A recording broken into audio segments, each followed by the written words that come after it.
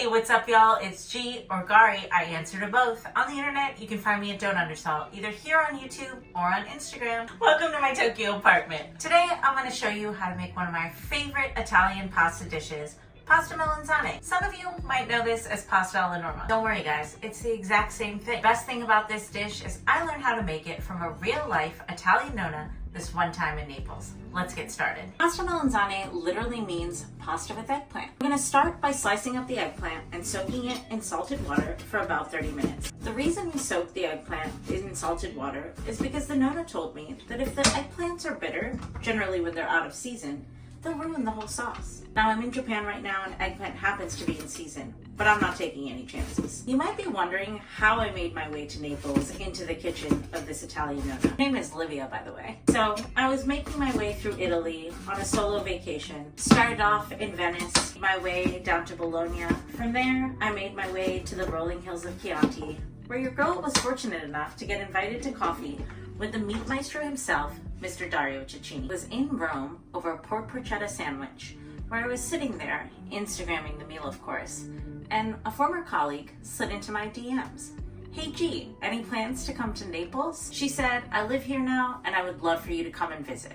So of course, I hopped on the next train to Italia and made my way down to visit my girl AGM and catch some views of Mount Vesuvius. Alright y'all, let's talk about the cheese. Now, pasta melanzane requires 3 very specific cheeses as per Livia. First, we're gonna start with some fresh mozzarella, which is available literally anywhere. You're gonna take these bad boys and cut them up into strips. The next cheese that Livia's recipe calls for is Cacioricotta. Now I went to 3 different specialty cheese shops here in Tokyo and couldn't find it. As you guys know, cooking with me means we write recipes where you can cook anytime, anywhere, with whatever you have on hand. So I have some good substitutes. For the Cacioricotta, I'm using Parmesan Reggiano. They're both pretty salty cheeses, both made with sheep's milk, so the flavor profile is kind of the same. I added in a little bit more of the fresh mozzarella because I needed to make up for the creaminess that I'm losing by using this drier Parmesan cheese. Now that everything's ready to go, it's time to fry up those eggplant pieces. I took them out of the salted water, patted them dry. Now I'm gonna hit a medium hot pan with some olive oil. Now you wanna fry these up in batches. Don't overcrowd the pan. Get them nice golden brown on each side.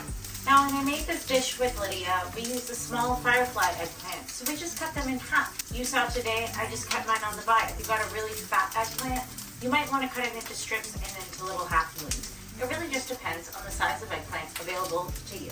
Alright guys, now I'm frying my eggplant down in batches. What we're really looking for here is them to get really nice golden brown on both sides. So I mentioned to you that I made my way down to Naples through that DM sent by my former colleague, AGM. She provided me with amazing hospitality, great pizza, excellent views of Mount Vesuvius. But the best thing she gave me on that trip to Naples was an introduction to her neighbors, John and Livia. John and his wife Livia are longtime residents of Napolia. John took me to one of the best Italian seafood meals I've ever had in my life, and Livia regaled me by allowing me to cook with her. Alright y'all, now that we have our eggplant all nice and fried up, it's time to build the sauce. So we're going to start off with a medium-high pan. You can see I left some of the olive oil from the eggplant. It's all going into the same thing, so why waste it? Hit it with a little more olive oil. Now you're going to add some of your crushed garlic.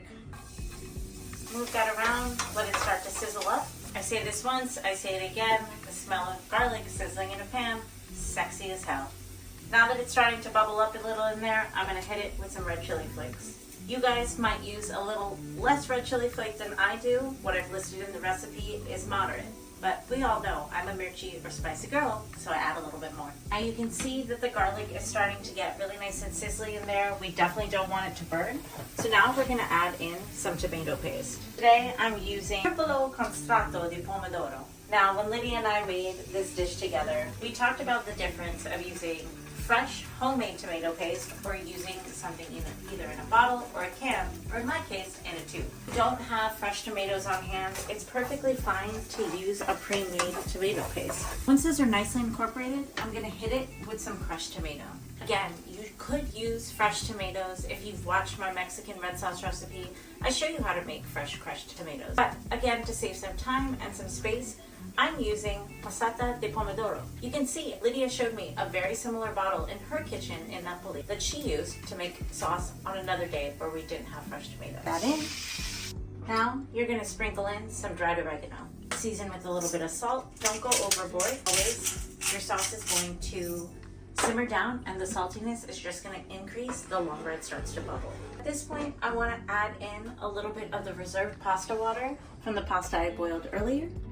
Now that we have the tomato puree, the tomato paste, garlic, chili flake, oregano, all incorporated together, I'm gonna hit it with some fresh basil. Here we have it. The one thing that Livia taught me is you never want to cut your basil. You just want to rip it with your hands. So for the bigger leaves, I'm going to rip them in half and just kind of break them up into little pieces. I'm starting to see my sauce is bubbling up quite a bit, so I'm going to lower the heat just a little bit. And now it's time to throw in that eggplant. Stir everything in nicely to incorporate. Damn, it smells good in here. The thing I really loved about cooking with Livia is we talked about our journeys of learning how to make food. When she first got married, she admits she didn't even know how to boil water. Her mother-in-law walked her through a lot of her family recipes, and then she started talking to the women on her side of the family. She gained a lot of knowledge about dishes to make, and then started learning things herself, like the trick about salting the eggplants beforehand. Guys, my sauce is getting close to being done, but as always, I gotta check and taste for seasoning. Candidly, it could use a little salt. I want to make sure that it has a nice salinity before I count on the cheeses to add too much of that. If the sauce is starting to bubble up, we're going to remove it from the heat and let it cool down before we add in the cheeses. This is a really important step, and I'll tell you why in just a few minutes. Now that the sauce is gently heated, it's still a little warm, but not screaming hot. It's time to add in the cheese. As we talked about before, we've got some stripped up mozzarella, fresh mozzarella that is. We have some smoked Gouda in place of the smoked provolone, and some Parmigiano Reggiano in place of the ricotta salata. You're going to add in each cheese one by one, and the key trick that Livia taught me is you want to mix them in the exact same direction each time. If you start moving your spoon around all willy-nilly, they'll get gloopy, and nobody wants a gloopy sauce. Now it's time to add in some of that smoked Gouda. And then finally, it's time for that fresh mozzarella. Like I said before, I added in a little more mozzarella than I normally would because I didn't have the creamier texture of the ricotta salata. While the Parmigiano Reggiano works flavor-wise, it's a little bit different in texture, so the mozzarella helps add to the creaminess. Alright y'all, now that the cheeses are nicely incorporated in with the sauce, it's time to mix them up with the noodles and then finally eat. I'm hungry! Now that my pasta is nicely coated with the sauce, I'm gonna put that into a plate. Now I'm going to top it with my homemade pasta melanzane. Give myself some good pieces of eggplant in there.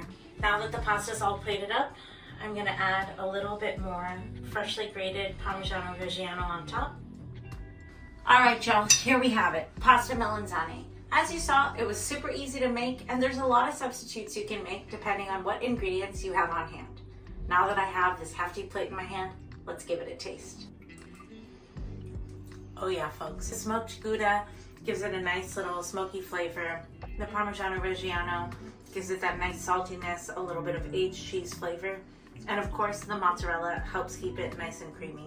This dish is delicious. Now, if you were wondering why some people call it pasta melanzane and some people call it pasta alla Norma, the reason is, so technically pasta melanzane means pasta with eggplant. There was a composer in Italy, Mr. Bellini, who created a very famous opera called Norma. When some of the Italians started eating this pasta dish, they considered it to be a masterpiece, just like Mr. Bellini's opera. Anyways, whatever you decide to call it, it's delicious, and I'd like to say a very special thank you to Miss Livia in Napoli for helping me learn how to make this dish. It was an honor to cook with you. As always, my original recipe, my version of Livia's pasta melanzane is in the comments.